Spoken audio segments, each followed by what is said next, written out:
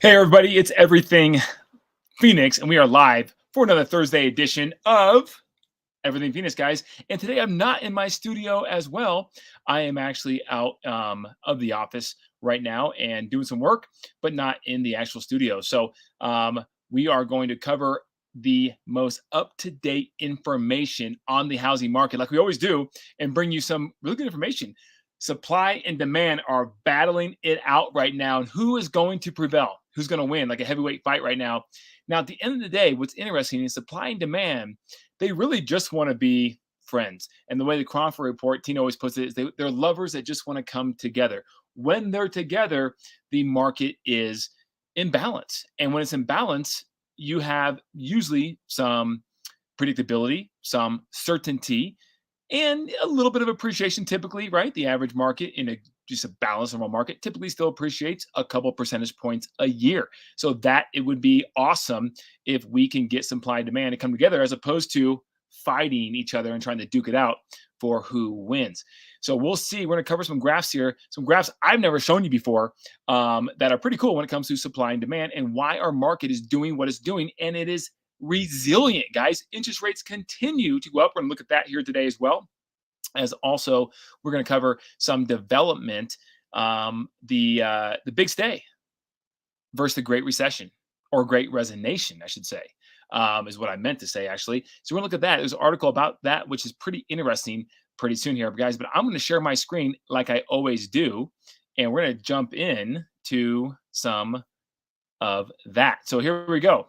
I'm going to start on this one here. That's a cool graph right there. But let's start right here. Let's get the snapshot of what's going on in the marketplace right now. Okay. So we have a snapshot here that has everything going on that you need to be informed of if you're going to know what's going on with residential real estate at any given time. So here we go. We have active listings, 14,000. Now, if you take out the ones that are under contract, you got about 11,500 on the market. Okay.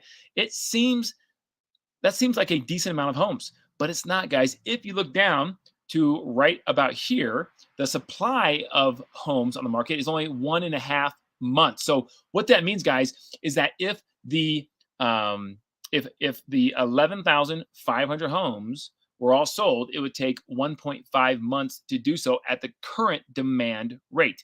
If no new homes came on the market in a month and a half, there'd be 0 homes on the market for sale. That would be awkward. That'd be weird, right? So that's probably not going to happen, but that's how fast it could be absorbed when these new properties are coming to the market and supply is low. So sneak peek, right? You can also see some things that are noteworthy on here. The median sales price down here, bottom third from the bottom here, okay, is $440,000 currently in the Phoenix area. And you can see right now, last month is 430, and it was last quarter 418. Last year at this time, before the market started to tip and go down, because remember the first not so great month of the year in 2022, when it started to go nosediving towards December, was July.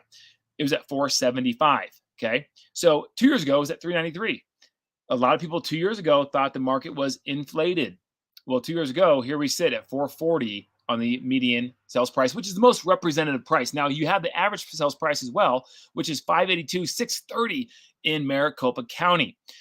Listing success rate's interesting because that's 82%. What that means, guys, is that 82% of all properties that are putting their house on the market, even the ones that are overpriced, are selling. 82% are selling. So that's a good, healthy number. That's a good, strong market. Now, 2 years ago when it was bananas, look at this, 91.7. When you're getting like 3, 4, 5, 10 offers on every single property because it's just that kind of market 2 years ago with rates, that were extremely low. All right, so that's the Cromford Report snapshot. Very, very important. Okay, here we go. This is the fun one, supply demand. Okay, you can see right here, this cool graph, I think it's pretty cool, that gives you a huge macro look at supply versus demand.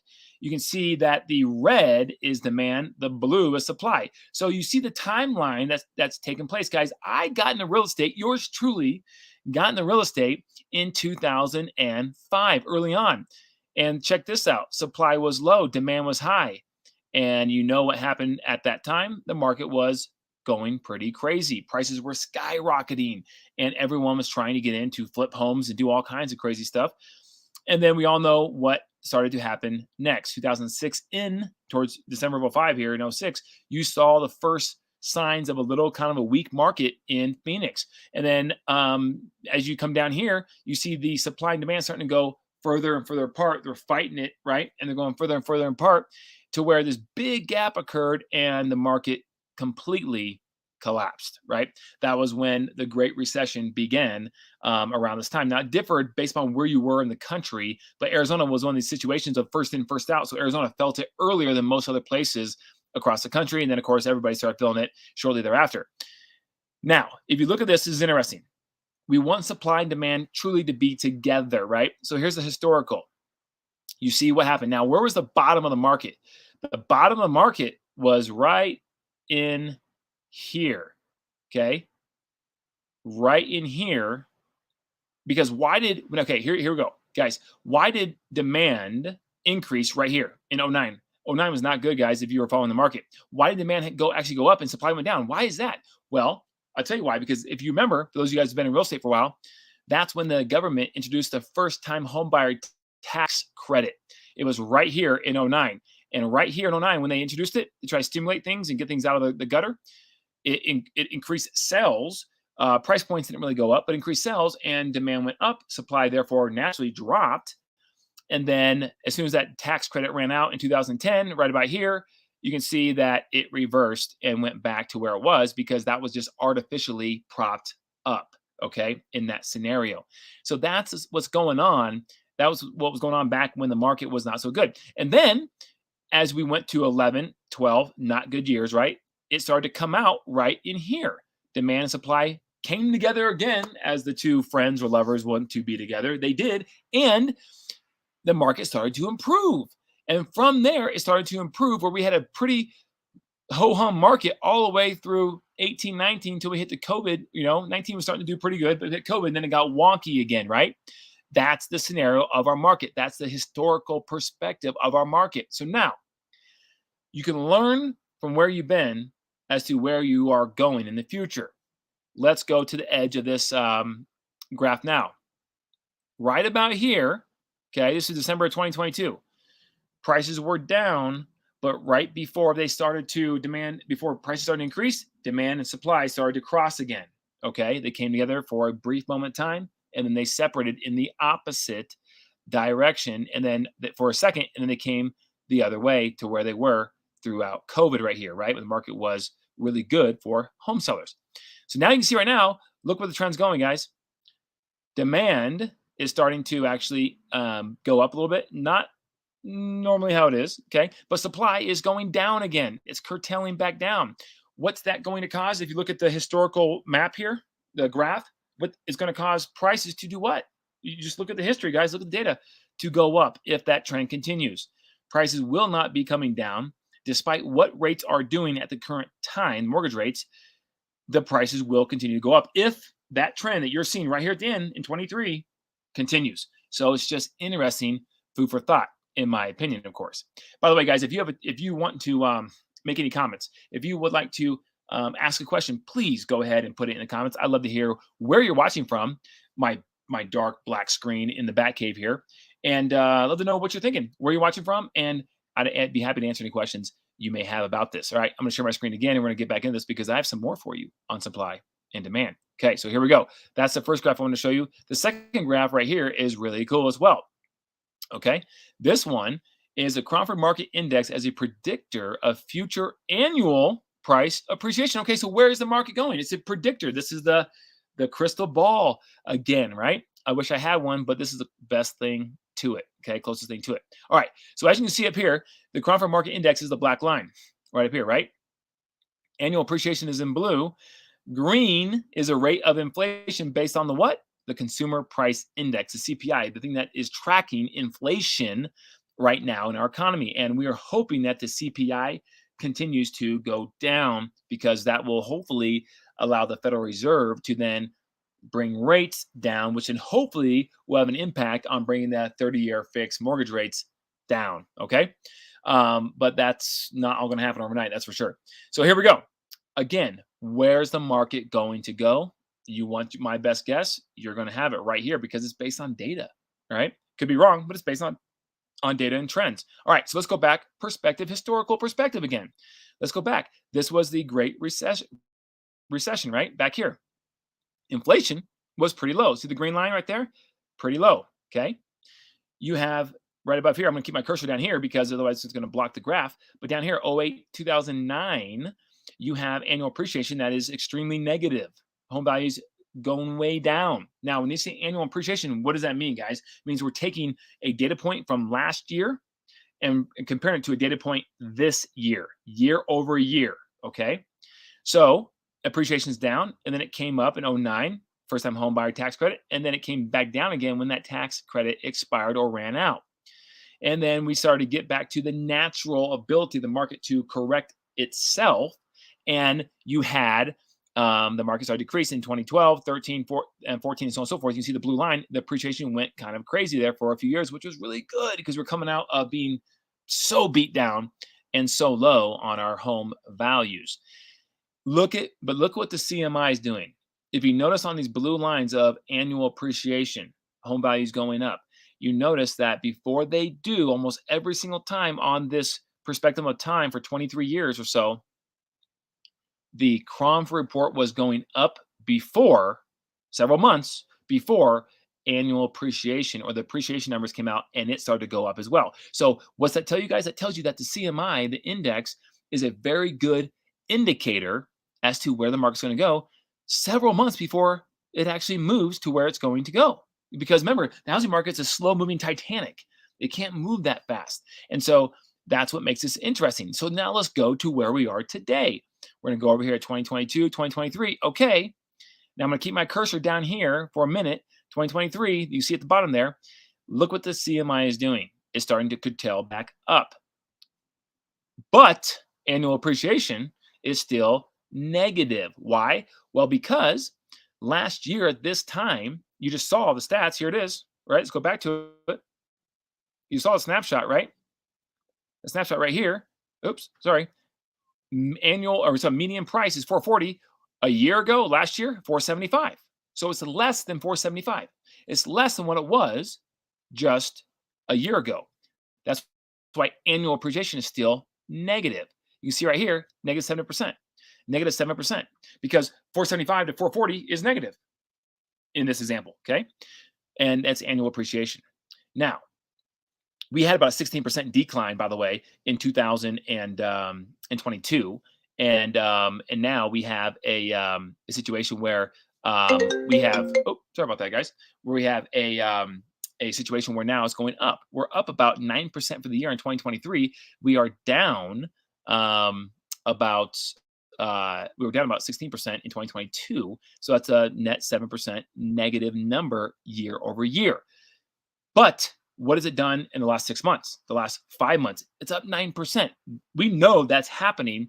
So this number this blue line is going to increase and follow that CMI. So we know prices are continuing to go up. Now, the wildcat here is the green, the inflation. It's high. It's as high as it's been since, go back here, guys. Look, that green line, since right about here, 2008. What happened in 2008? Right? The market was not doing well. And that's what we experienced right here. The height of it was right here for the inflation was 8.5% around there, right? In 2022. So we're coming down off inflation. We were coming down off inflation here as well. So I think you're seeing a situation where prices are continuing to increase, but maybe ever so slowly. Again, last week, if you tuned into YouTube Live, you heard me say that right now we're at a 9% increase of appreciation year to date in 2023. Year to date from January 1 on. And that puts us on a trajectory to have a 20% appreciation for the year of 2023. Guys, I can't imagine that's going to happen. That's not going to happen. 20%, that'd be incredible when you have rates at around 7%. But it could, even if it falls off and just goes up another point or two or three, you're still at 10, 11, 12% appreciation for a year. And I don't care what is going on with rates or what's going on with a pandemic or what's going on in the world.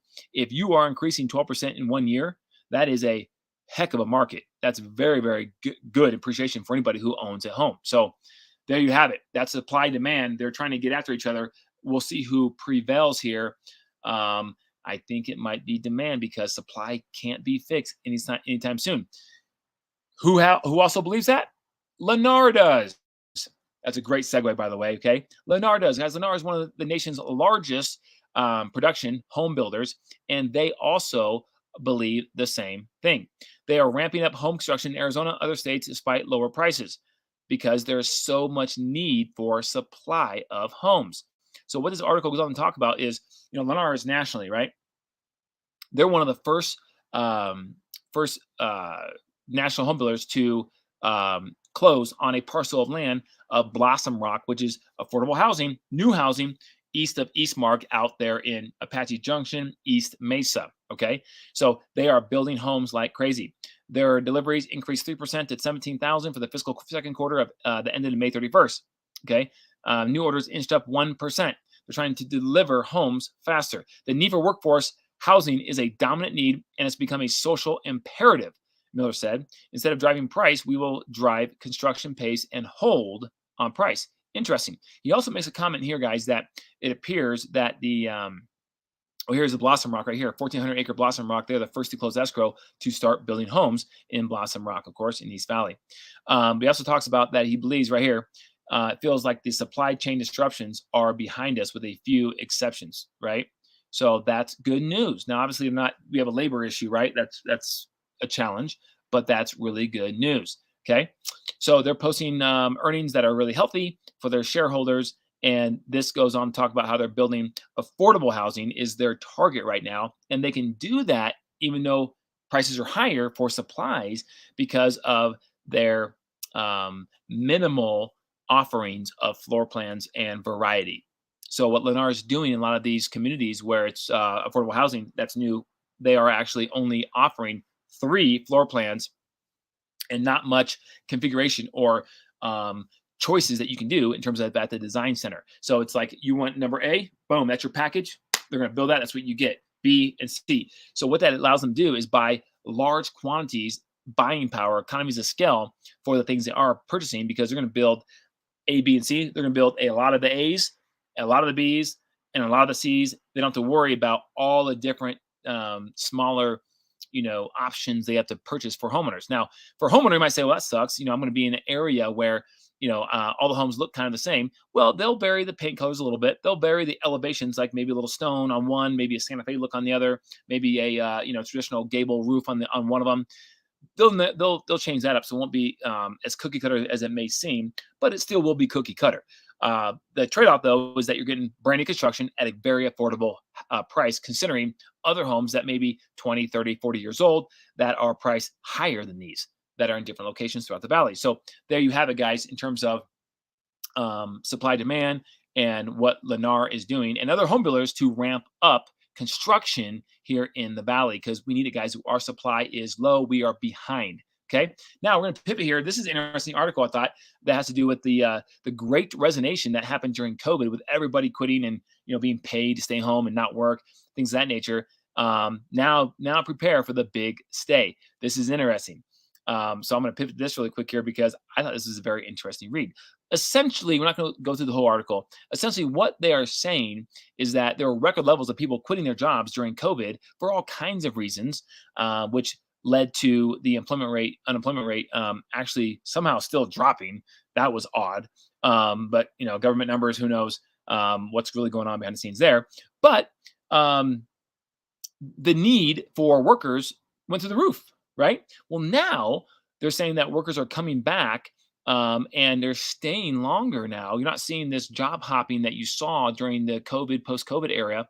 And now people are staying longer because, for example, one reason is that employers are maybe not willing to offer this, that, and other thing to try to bring someone over, because if they do that, they're probably just going to leave in 6 months anyways. So it's an interesting concept, but what they're saying is essentially that they believe that Great Resignation and people maybe only staying 6 months at a job or something really, really minimal is going to slow down. It has slowed down, and now you're going to see people staying around longer. Okay. It said job openings right here have fallen from their peak of about 12 million, but continues to hover around 10 million. In April, there were 10.1 million job openings, according to the Bureau of Labor Statistics. Okay. After briefly climbing to 1.2% in March, layoffs have since fallen back down, despite high profile layoffs among the tech giants, because some of those jobs obviously are getting cut. Okay, as these companies like Intel that are losing a lot of money and posting big losses are trying to save on their balance sheet. All right, so and it talks about Gen Z and but so I thought this was very cool, guys. It's something different than development, but I thought it's very cool to see kind of what's going on the the labor force side of things. All right, speaking of which, let's hop over here.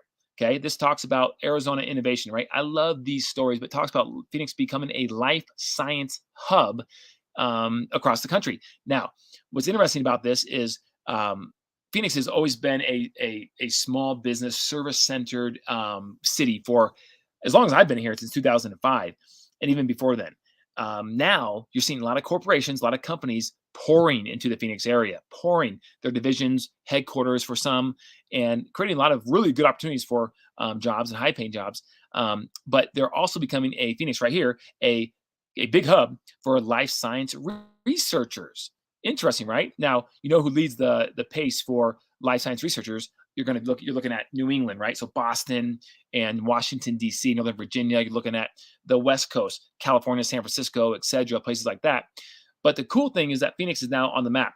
They are one of the top 30 now, so not top 5, but top 30 places across America for life science, human life science researchers. Okay, in fact, ASU, as an example, right now has over 4,100 alone. Okay, Arizona State University, and that number is increasing.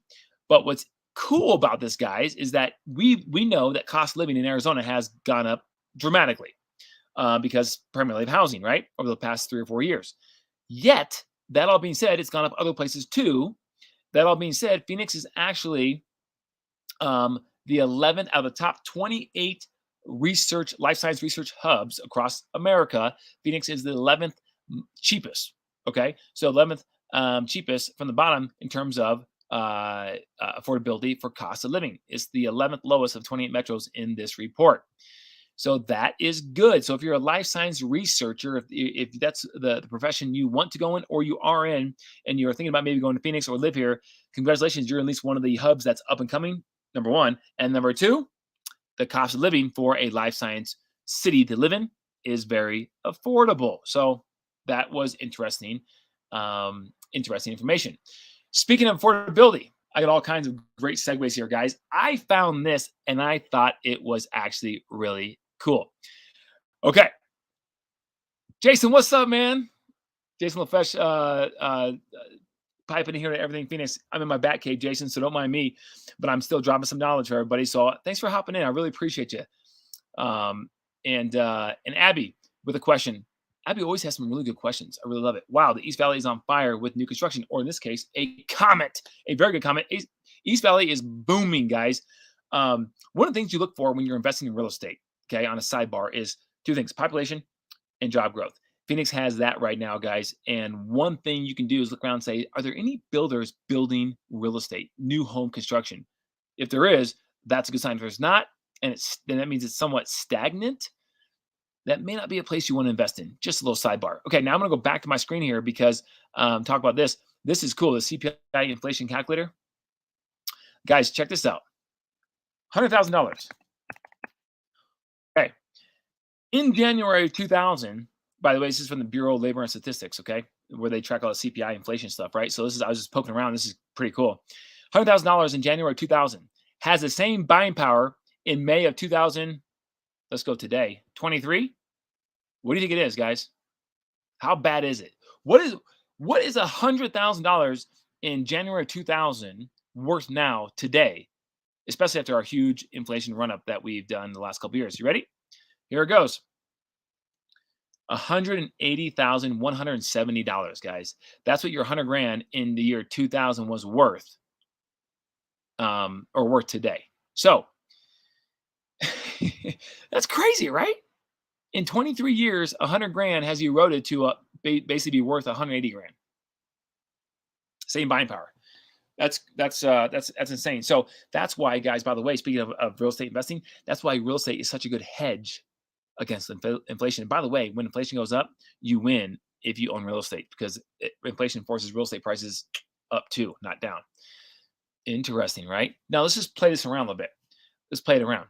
Let's go to April April of 2020, okay, right after COVID came out,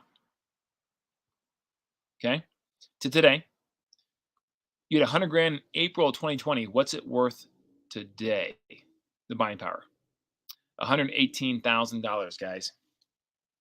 So you have to have today, you have to have $118,000 in your bank or whatever if you want to have the same buying power as you did just 3 years ago before COVID came in April 2020. Crazy. All right. So that's why when people talk about the time value of money, it's listen, perk up and pay attention because it's real. Money does erode over time. And we all know that. But when you see these actual real numbers, you go, wow, right? This inflation calculator. Legit. Okay. Speaking of inflation, let's go over to mortgage rates. All right. Where are they? Here we go. 30-year fixed, 6.95% today. You guys know I love this website, Mortgage News Daily. They have a great app too as well. If you want to download the app and always keep track of where the rates are every single day, it will ping you and tell you if you set up for that notification. This is really cool, guys. Again, not changing much. It's staying around the high sixes, around 7, and we're just hoping that maybe, just maybe, in the next 30 to 60 days, we might get down hopefully around 6.5. Listen, I have no hard data to say that's going to happen. It could. But I want to talk about one thing about this really quick, okay? So I'm going to put myself on full screen here because I'm going to say this. This is very, very interesting. All right. There was a guy named Barry Habib who tracks, like, if you look him up, on social media or whatever, he's a mortgage rate guru. He's the guy. He's the guy. And he's rarely wrong. No one's right all the time, but he's rarely wrong. But it is what he gets paid to do. He says that if for right now in today's current market, when you track all the data points from mortgage applications that are being that are coming on board, that are being denied or passed or applied or approved, all this stuff, right? He says that their data tells them that for every percentage point drop in the mortgage rate, 30-year fix. So say we're at 7, if it drops to 6, or we're at 6 and it drops to 5, whatever it may be. But today we are around 7. So if it goes to 6, for every 1 percentage point that the mortgage rates will drop, that will inject another 5 million buyers into the marketplace nationally. Let that sink in for a second. Okay, so think about that. If that were to happen, now it's probably not going to happen right now. It could go from 7 to 6 over the course of maybe, I don't know, 6 months, 12 months. But to go overnight, that's not going to happen. But if it does or did, then slowly, or goes to 6% from 7, that's 5 more million buyers in the marketplace. That's going to probably keep prices up, or at least around where they are today, for the most part. But what it's going to do is cause competition for the property you want to buy now. That's the downside. Now, here we go again, right? The leverage goes back to the seller once again. And when I want to go buy a house, I have to compete against 2, 3, 4 buyers for that same property. That's what could happen. So as rates come down, that's to be applauded. That's going to be great. That makes everything a little more affordable. But then you may have to compete against more people, because what Barry Habib is saying is that there is a tremendous amount of pent-up demand right now waiting to go out there and buy. They just haven't done so yet. So keep that in mind when it comes to your strategy of when you're trying to time the purchase of a property. And if you have any more questions about this, guys, call us any given time. Call us at 480-660-5974. We would be more than happy to help you and have a one-on-one talk about this and maybe how it's going to work best for your specific situation. Abby, what's going on here? I love it how you're just piping in here. Thank you so much. Wow. So you're saying buy now for less competition, assuming that rates may drop as inflation tames down. That's absolutely what I'm saying. I think that's what's going to happen. Not overnight, not in 1 month, but over a little bit of time here. And when that happens, there will be more competition because there's a lot of pent-up demand in the marketplace. And again, why? Why? Because we have an undersupply of homes. We have an undersupply of homes, and that's what the impetus of all of this is stemming from. Okay. All right. So now a few more things, guys, and we'll be done. I try to respect your time and keep it around half an hour. We go a little long every once in a while, but hopefully, I'm keeping you entertained because we have some good information to go over. This is going to be interesting. This is about just some retail stuff that's going on in the city center of Surprise, guys. Right now, the West Valley, which Surprise is a big player and growing in the West Valley, doesn't have a whole lot of large retail. Well, it's coming now to Surprise. All right, there's a new Valley downtown project that secures several tenants through its new partnership. All right, and that is, this building right here, which is kind of cool. There's some ratings you're seeing. Oops, sorry. That's in the Surprise City Center in the West Valley. Okay, so 70,000 square feet of retail and restaurant space to be developed on 30 to 40 acres off the 303 in Surprise. So that's gonna be kind of cool, guys, because again, Chandler had this revitalization of their downtown area. Gilbert did too, and this is still ongoing, right? Scottsdale is Old Town Scottsdale. Phoenix is having a revitalization of some of their downtown areas, and regentrifying, that sort of thing. Surprise is growing like crazy, spread out, but doesn't have a lot of vertical urban living with shopping and good dining and that kind of stuff, all sandwiched into one little area.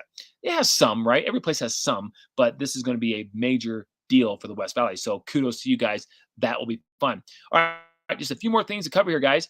We're gonna go international here for a second, then we're gonna come back to local, and then we're gonna end with a nice little fun story that I think you guys will enjoy, because I always try to do something fun at the very end, right? So we're gonna go here. Intel, this article, if I can get my screen to pop up here, guys.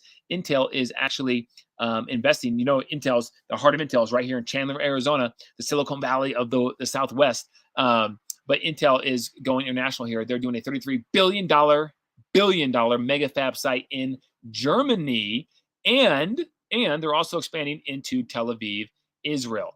So Intel is doubling down on their international world reach here, and they're going big and internationally big. So that's good for Intel. They're posting losses right now, so they're actually cutting back on some human capital right now, but they're at the same time still investing money because they know the future obviously is chips. The future of chips is today, actually, but it's going to be a bigger demand here over the next decade or two, without question. All right, now let's go back to local here. This will be a quick one here. We talk about water a lot, guys, and I got some water stuff coming in the next YouTube live or two, so stay tuned for that. But we gave water a rest for a little bit here. We hammered it hard, but we gave it a little bit of a rest. Now, I'm just bringing this back a little bit because just keeping you updated, right? The Rio Verde Foothills is where all this water stuff kind of started. They're running out of water. Well, all that wildcat building they're doing out there, is going to be fine. It looks like, after all. Now they did do a 2-year extension on their water contract with the city of Scottsdale.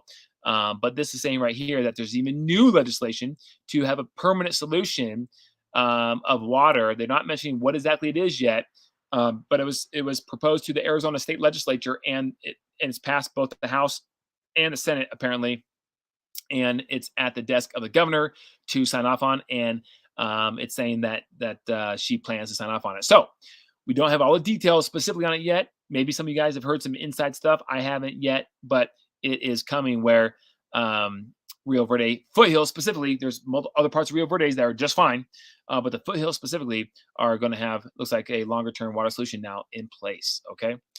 All right. Last but not least, guys, this is a fun one for anybody who likes restaurant. If you're a foodie out there, Grimaldi's. Grimaldi's is huge, guys. It's one of my favorite pizza spots in the Valley, and now they are expanding across America. But Grimaldi's, which is great pizza, is actually coming out with a game called Dough. Ready, Set, Dough. Okay. Now, guys, for any of you guys who have kids like I do, I have an 8, 10, 11-year-old. When we go out to eat, it's brutal, or can be brutal, for the first, the time you sit down, get your water until the food comes. The kids need to be entertained, right? Now, I try, for one, as a parent, try to keep my kids off the devices as much as possible. And we have a set schedule that they can be on, and most of the time they're off. But when we go to eat, we sometimes we'll let them obviously play a little game if the restaurant allows for it. Well, now Grimaldi's does have a game called Ready, Set, Dough, and it's a free web-based game, and that's going to allow kids, or maybe adults if you're young at heart, right, play a little game before their pizza comes, and they can get down to business with eating. So this is kind of cool. It's a little game. I thought it was kind of cool. So if you have kids, you want to keep them occupied before the food comes, Grimaldi's is your spot, or one of the many spots. Now it's cool. The backdrop on Grimaldi's, which I didn't even really know, is right here. It's really originally based out of Brooklyn, New York. Okay.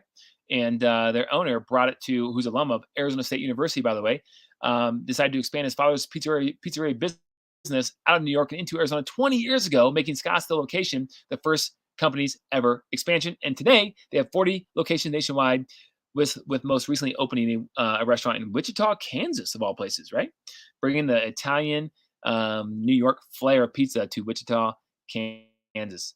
They deserve it too. All right, guys. I really appreciate your time. I hope you got some value out of our YouTube live today. I thought it was some good information. So, and Lori had a comment here. I like it, Lori. Here we go. What do you got? What do you got here, Lori? We can always use more shopping and restaurants. It's always fun to try new places in the valley. Yeah, I totally agree. So, thank you for saying that. I couldn't agree more. Especially a place like Grimaldi's or a shopping center on the West Valley that needs that stuff too, because there's plenty of population out there. So, anyways, guys, thank you so much. We'll be back in business next Thursday as well, and have some more stuff for you. Maybe some water updates. We'll see. We'll see what's going on. I don't want to hammer you too much with water because it's really not that big of a deal. It is a big deal, but not like tomorrow or the next day. But you need to plan for it. No question about it. So, guys, until next Thursday, as always, stay classy. Keep it classy, Phoenix.